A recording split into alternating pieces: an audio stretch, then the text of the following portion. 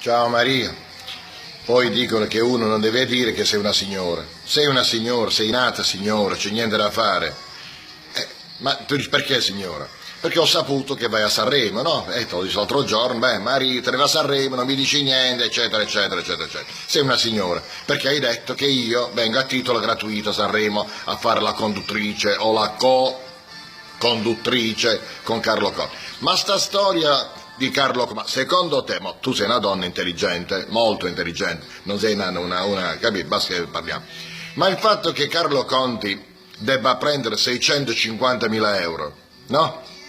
Con tutti i casini che stanno succedendo in Italia, quando ci sono i volontari che stanno sulla neve a farsi un mazzo così, non si vede, scusa, non si vede, però puoi immaginare, e quei poveri cristi, per la scusa che sono volontari, non prendono manco le spese per la benzina per arrivare sulle montagne a spalare cose, e questo qua quest'anno si prende 650.000 euro per andare a presentare il Festival di Sanremo. Ma è uno schiaffo a Cristo veramente agli italiani, a Cristo, ma più agli italiani. Cioè io non so se è normale sto fatto che lui l'anno scorso ha preso 550 e quest'anno prenderà 650.000 euro, cioè per 4 serate.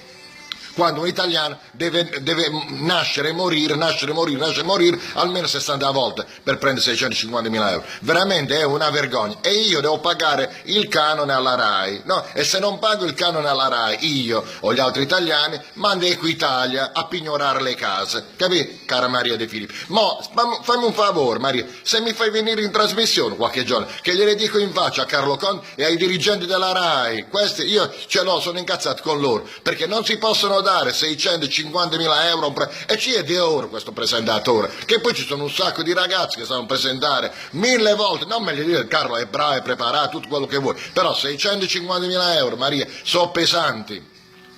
Che questo dico io, aiutate di più i volontari, date un pochino di soldini a quei poveri cristi che vanno a spalare la neve e vanno a fare veramente il lavoro che potrebbero fare anche i nostri amici parlamentari, capì? Quelli che noi votiamo. Vabbè, inutile che io sono incazzato per questa cosa qua. Tutte queste notizie, Carlo Conti 650.000 euro, e ci è di ore, Maria. Vabbè, noi ci vediamo sabato, comunque se vuoi invitami in trasmissione, e come si dice alla fine, c'è posta per te. Un bacio Maria, sei una signora. Oh, non portare Maurizio a Sanremo però, che quello si addormenta sulla poltrona, comincia a russare e facciamo le figure di merda là. Un bacio Maria, buona giornata, stati bene. Diglielo a Carlo Conti, mi raccomando, ciao.